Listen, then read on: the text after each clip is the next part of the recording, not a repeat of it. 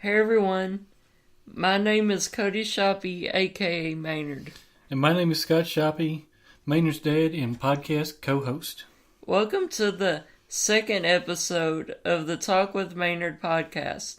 In these podcasts, we will be talking about anything from what it is like living with a disability, such as Duchenne, muscular dystrophy, and accessibility problems that the disabled deal with every day, to my project or movement called Project Maynardstang.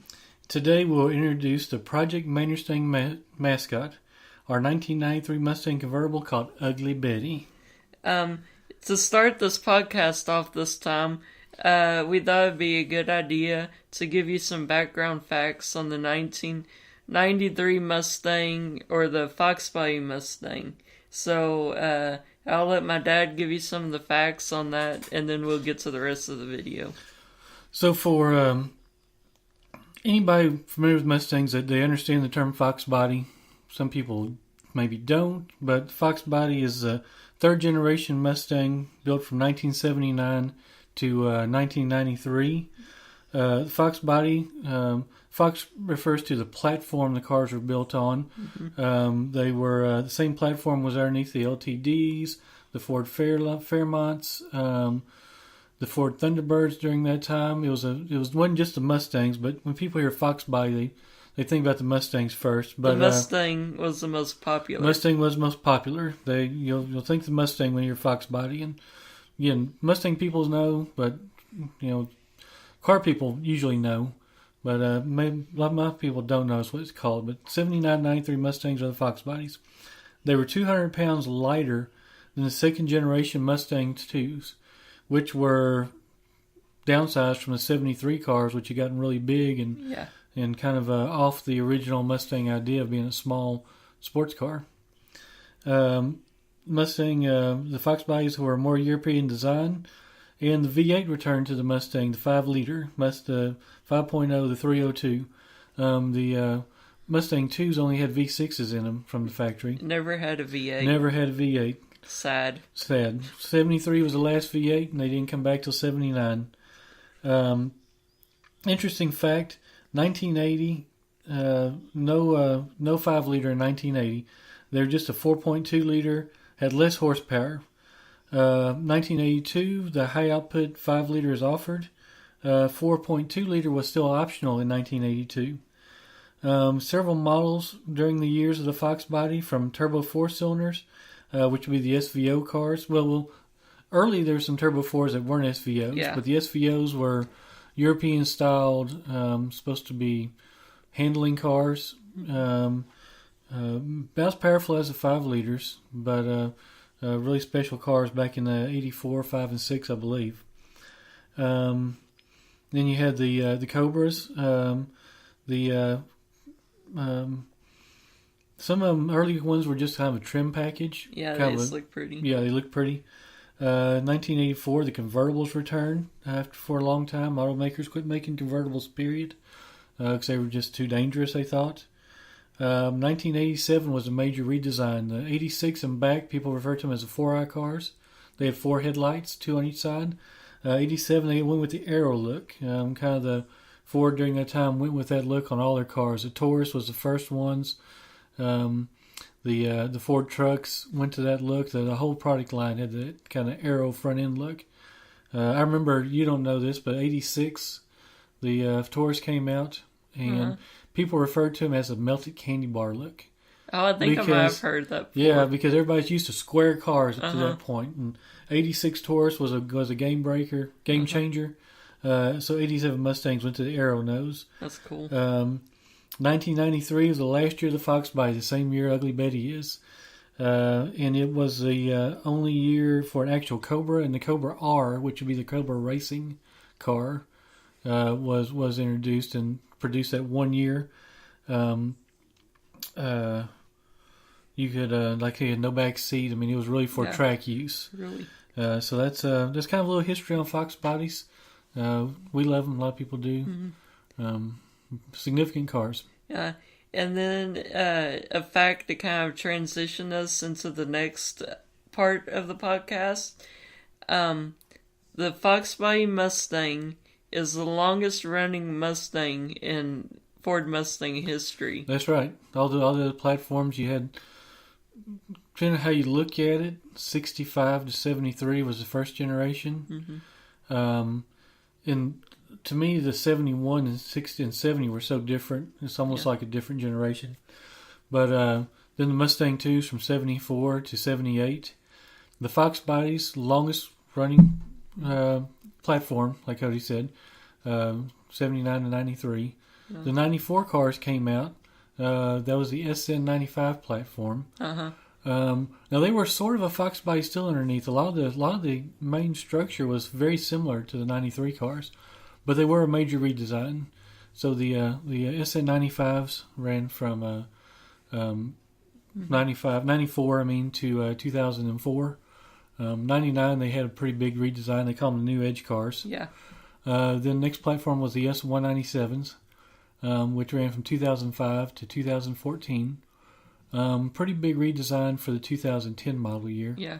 2012, the 5.0 came back. Yeah. Different engine, but back to being 5-liter. And then your S550 platform, 2015 through current. Yeah. So too much information, but we like it. And like I said, it's the longest running, so it kind of brings us into the next part. The Fox Body Mustang today is like really popular. I don't really know how to explain it too much. The best way to explain it is the Tri-5 Chevys. A lot of people, how old would you say? If you're in the 50, maybe even in your early 50s to your late 30s, I don't know, 40. Yeah. These are kind of the cars that we grew up with. They've really become so popular that they're sought after. People at car shows, you see quite a them. They've gone way up in price recently. Started selling for big money at auctions, really clean ones. But they're iconic, like the Tri-5, 55, 6, and 7 Chevys. The 65 Mustang, the 70 Chevelle, 69 Dodge Charger. Those and the what's referred to as the square body Chevy trucks, the 73 to 86, I think.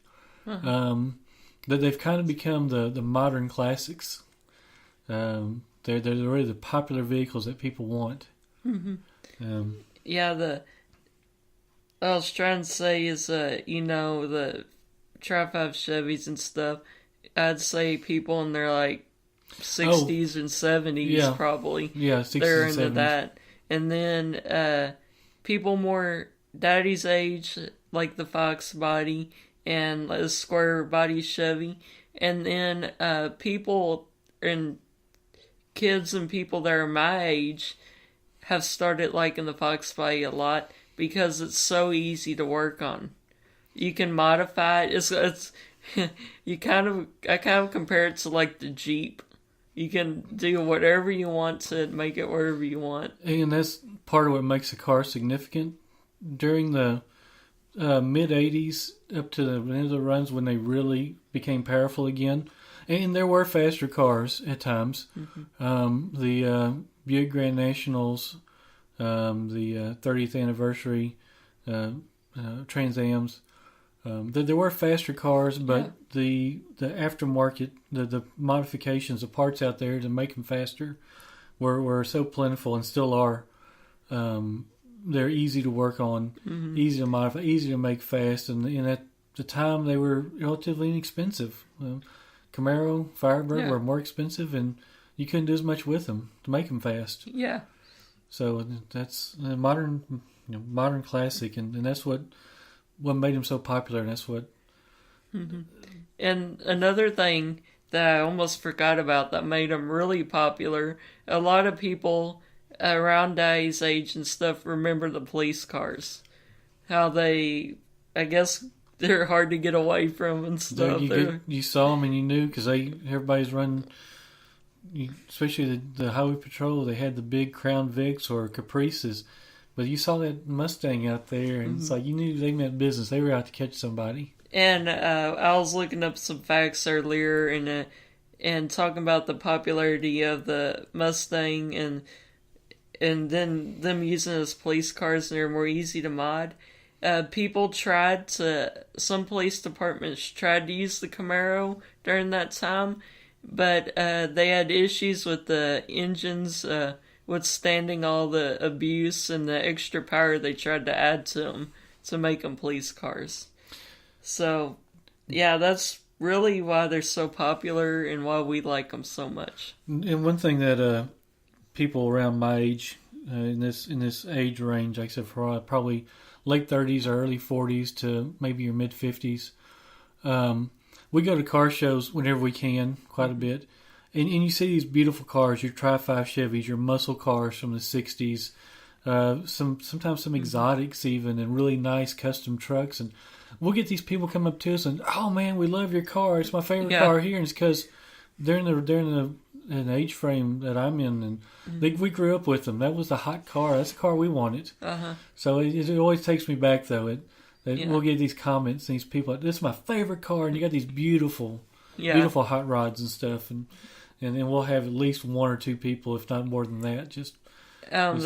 That last car show we had in Austin, we had the whole group of people standing around it. We did. About Daddy's age. Yep, we had a bunch of people, and Caldwell, last year, I remember a guy I guess that's what made me say, this is my favorite car here, and there were so many nice cars at that car show.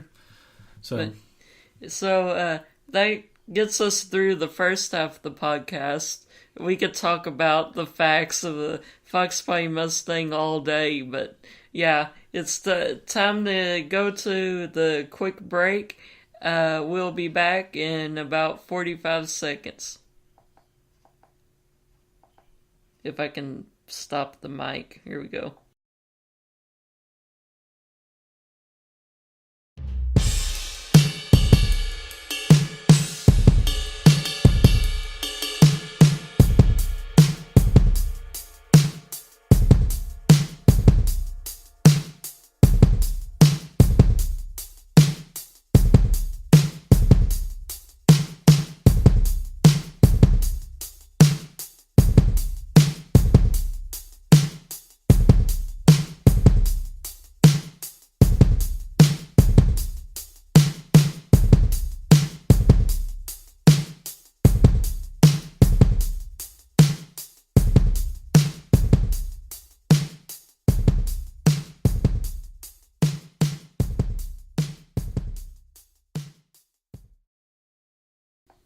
Okay, we're back.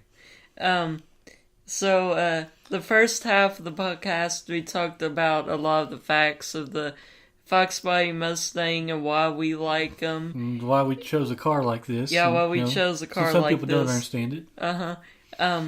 So I'm going to get started on the story on how we come to having our own Fox Body Mustang and project car. It was probably 2010 about, and I think it was 11. Yeah, maybe. And my mom, she said, we should have a project car, a car we can work on. And part of the reason for having a project car and a car you can work on, and it kind of brings in the other part of this podcast, with Duchenne muscular dystrophy, you could drive, but doctors and stuff don't really think it's a good idea if you have Duchenne to drive because your reflexes and strength aren't as good. So my mom was like, why don't you and your dad get a car to work on, a real one that Cody can call his own. He may not be able to drive it, but he can make it his own and really work on it. So that's when we started looking for a car. And I don't know much on how we found Ugly Betty. I'll let Daddy tell you a little bit about that, because all I know is one day we decided to go look at this car. So yeah, of course we could have gotten anything. I didn't want to get something too old. You get in really old cars, you have a lot of rust, and metal work, and it turns into be a lot. Fox Body Mustang was on my mind already just because I always grew up with it. I knew it'd be a good project car because the parts were available and cheap and easy to work on. And a guy that I got to know through my work, he came and worked on body shop equipment, on spray booths and stuff. I knew he had a couple of cars. A guy I worked with was good friends with him. So he had both his cars up for sale. We decided to go look one afternoon, and probably could have bought it that afternoon, but I said, we'll wait till, we'll sleep on it to be sure. I was like, I really want this car. I was all freaked out after just seeing it, and I was all excited about it. Yeah. He did. He had another car too, but it needed a lot more work than the one we bought. So we came up with a really good thing. Yeah, and I always talk about how I remember seeing this car and stuff. I've always liked cars, and I haven't been around too many that sound like our car does. I remember that he asked if we wanted to have him start it up. He started that car up, and when the ground started shaking, I knew that I really wanted that car. That's why it was so hard when Daddy said he wanted to sleep on it. I was like, and of course I wasn't thinking. I was like, what does that mean? Yeah. What does sleep on it mean? I hate to be... Impulse decisions are sometimes the ones you really regret. So I like to think about, especially a big purchase like a car. And but we did. We picked it up and towed it home. Maybe a week later. Yeah, we picked it up and we towed it home a week later, and we actually washed it the day we got it. Right, we did. Right in our driveway. It looked good. Well, it looked okay at least. Yeah, and if you go back, if you check out projectmaynardstang.com, there's lots of pictures of what we started with. Mm-hmm. The car wasn't terrible, but it wasn't what it is now. Yeah, it wasn't. It needed paint. It needed some body work. A lot of things, and transmission wasn't quite working right, so that's why we trailered it home. Yeah, and that brings us to the next thing. It didn't look so good, so we brought it home, and my mom and my sister wanted to see it real bad. So Jenny come outside, and she was looking at the car, and we're talking about it. And she went, that is the ugliest car I've ever seen in my entire life, she went. And we were talking about naming it. She said, it's so ugly, I think you should call it Ugly Betty. So we named it Ugly Betty, and it's been Ugly Betty this whole time. And I always like to say, Ugly Betty, she looked ugly, and now she's ugly in a different way. She just sounds nasty. Yeah. But people ask all the time, why do you call your car ugly? It's a pretty car. You get it a lot, so that answers the question right there. It is a pretty car. So that's how the name come to be, and we really have done a lot of work to it. We did. In the time we got the car, Cody could do more. He was not walking. No. But he could use his arms a lot. And if you go to my Facebook page, if you look at things, I have pictures of Cody working on the car. We took it all apart, did what body work we could. We were not body guys, but I work in body shops. And we did what we could. And a friend of mine painted it. Some of the guys I worked with, they did some more body work. Guys straightened it out real well. But we did. I mean, that's what makes it special as well. A project car. We put this car together. We didn't go buy it and just start taking it places. We put it together. Yeah, we really did. And it hasn't been until just recently we could go very far with it. So yeah. There's always more you want to do, and there's issues that we've had to work out and things to work on. But one thing we have that's very unique, if you see us, we have a handicap accessible 93 Mustang. The car is a convertible, which makes it easy to get Cody in and out of, and we tow a trailer. A lot of people wouldn't think to tow a trailer with a Fox Body Mustang, but we put Cody's chair in the trailer and all this other stuff we need. We go to car shows and meets, and it makes it nice. It actually does. It does. And all that kind of goes into how Ugly Betty became the inspiration to Project Maynardstang. We got the car, we worked on it, and it wasn't until I guess like sophomore or junior year in high school I really got the idea. I was like, I like helping people who have Duchenne muscular dystrophy or other disabilities. So I was like, how can I make my own thing? Well, I was like, I like Mustangs, and we have one. And I was like, what if we took that car to car shows and events and gave what I was trying to come up with a face?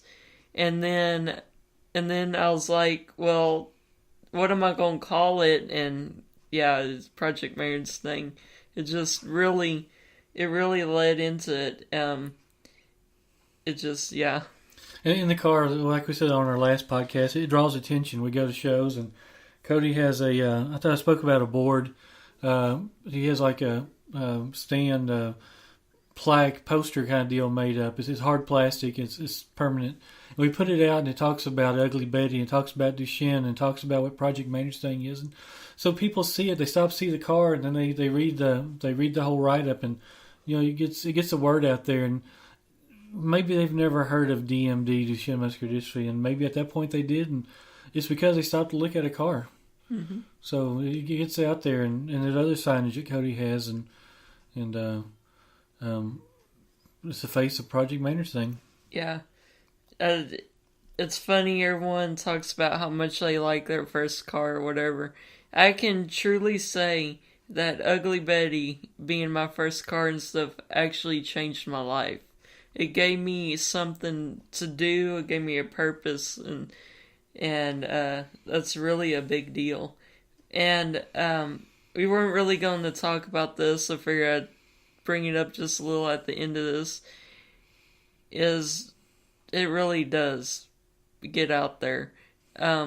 We have people all over the place that know about Duchenne muscular dystrophy and want to help raise money and use that as their purpose too. So it really is a good thing, and I hope to spread it more. And that's very true. We've clubs that we are associated with now, and people we've gotten to know have really helped take on the cause and have helped us raise a lot of money for MDA and raise awareness. And everybody has things they're into, whether it's hunting or sports or golf or whatever. I've come to realize car people really are a really good group, helpful, friendly. We don't have issues with anybody. It's fun to rib each other, the Ford guys and the Chevy guys, and the Mustang guys, the Camaro guys, and the import guys versus the American guys, cars. Mm-hmm. But in the end, everybody gets together and they love doing good causes and having a good time, and it's all good fun, good clean fun. And just one more thing, and then we'll close the episode. Sometimes I feel people get a misconception of Project Maynardstang. They see the car and they see us trying to raise money, and they're like, oh, well, I bet they use that money to work on the car. Everything we make going to events and stuff goes straight to the Muscular Dystrophy Association helping their people. And in fact, a lot of the stuff, promotional stuff I have for Project Maynardstang has come straight out of pocket. So it's completely separate. Everything we buy for the car is out of our own pocket. Yep. The money we raise at events and stuff really goes straight to muscular dystrophy. Yeah, none of that goes to the car. It's all that's all our thing exactly. And a lot of things that if you've bought T-shirts from Cody or bracelets or lanyards or stickers, whatever the things that he's actually sold, he's maybe covered cost a little bit, but a lot of that cost just came straight out of his pocket, and 100% of what you bought a T-shirt for went to MDA, went to help find cures for muscle disease. And that's really all we have this time. I'll let Daddy start the closing. I just said we said. That's all we have for this time. thank you to everyone who listened to the second Talk with Maynard podcast. Next week, we'll be talking about either Thanksgiving and why I'm actually thankful I'm in the position I'm in, or it'll be about when I got diagnosed and the story of that. So we'll just see what happens. So let us know if there's anything we need to change here from the Project Maynardstang studio, and anything we can do better. Also, be sure to follow Project Maynardstang on Facebook and Instagram at Project Maynardstang, on Twitter at Project Maynard1, and on YouTube by searching Project Maynardstang.